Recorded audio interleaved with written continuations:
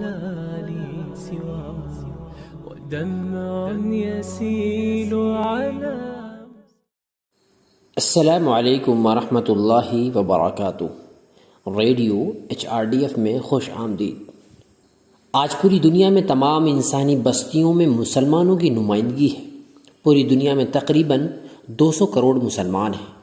130 کروڑ مسلمان 49 مسلم ممالک میں رہتے ہیں۔ باقی مختلف ممالک میں اقلیتیں ہیں۔ بہت سے ممالک میں مسلمانوں کو بطور اقلیت انسانی حقوق کی مختلف خلاف ورزیوں اور نسل کشی کا سامنا ہے۔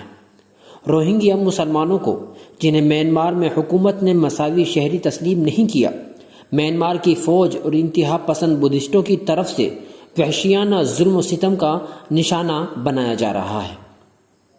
چین میں غور مسلمانوں پر عوامی سطح پر مذہبی رسومات ادا کرنے پر حکومتی پابندیاں ہیں۔ وہ بنیادی انسانی حقوق سے بھی محروم ہیں۔ مسلسل فوجی حملوں اور قتل و غارت کا نشانہ بننے سے ان کی پوری زندگی دکھی ہو چکی ہے۔ بہت سے دوسرے ممالک میں بھی یہی صورتحال ہے۔ ہم ان تمام ممالک کا نام یہاں ذکر نہیں کر سکتے کیونکہ ان کی فہرست بہت لمبی ہے۔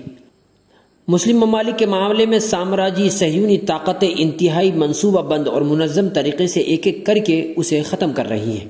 فلسطین، Iraq, Afghanistan, Sudan, Chechnya, Iran, Philippines اور بوسنیا سبھی کو ختم کر دیا گیا ہے۔ کچھ اب بھی انہدام کے لیے تیار ہیں، دوسرے اپنی باری کا انتظار کر رہے ہیں۔ ایسے مظالم کر کے تاریخ کو دہرانے کی کوشش کی جا رہی ہے۔ بادشاہ لوئس فلپ کی فوج نے 1830 میں الجزائر پر حملہ کیا، وہاں بہت مظالم ڈھائے۔ اس نے کئی طریقوں سے اسلام اور مسلمانوں کو مٹانے کی کوشش کی۔ عربی اور اسلامی علوم پر مکمل پابندی لگا دی گئی، مسجدوں کو گرا دیا گیا یا گرجا گھروں میں تبدیل کر دیا گیا، قبریں کھود کر مسلمان خواتین کی عصمت دری کی گئی، مسلم ثقافتوں پر مکمل پابندی لگا دی گئی۔ الجزائر کے مسلمانوں نے عبد القادر الجزائری کی قیادت میں فرانس میں اس فرعون کے وحشیانہ تشدد سے آزادی حاصل کی۔ فرانس کے مظالم کو مکمل طور پر تسلیم کرنے کے بجائے الجزائر میں دیکھا گیا کہ ایک مضبوط دفاع کھڑا کیا گیا ہے۔ الجزائر کے لوگوں کی آزادی کی لڑائی اسی دن شروع ہوئی جب فرانس نے الجزائر پر حملہ کیا تھا۔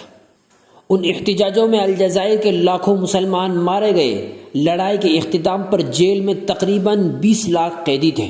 تقریباً 20 لاکھ لوگ ہی اپنے گھروں سے بے گھر ہو چکے تھے۔ یہ ایک ہی واقعہ اس بات کو سمجھنے کے لیے کافی ہے کہ ایک قوم نے اپنی حقوق کے تحفظ اور بقا کے لیے جو کردار ادا کیا ہے وہ کتنا اہم ہے۔ إن يمسسكم قرح فقد مس القوم قرح مثله وتلك الأيام نداولها بين الناس وَلِيَعْلَمَ اللَّهُ الَّذِينَ آمَنُوا وَيَتَّخِذَ مِنكُمْ شُهَدَاءَ وَاللَّهُ لَا يُحِبُّ الظَّالِمِينَ۔ اگر تمہیں چوٹ لگی ہے تو انہیں بھی یقیناً اس جیسی چوٹ لگ چکی ہے، اور یہ دن ہیں جنہیں ہم لوگوں کے درمیان گھماتے رہتے ہیں، اور تاکہ اللہ تعالیٰ ان لوگوں کو جان لے جو ایمان لائے اور تم میں سے بعض کو شہید بنا لے، اور اللہ تعالیٰ ظالموں سے محبت نہیں کرتا۔ لي سواه ودمع يسيل على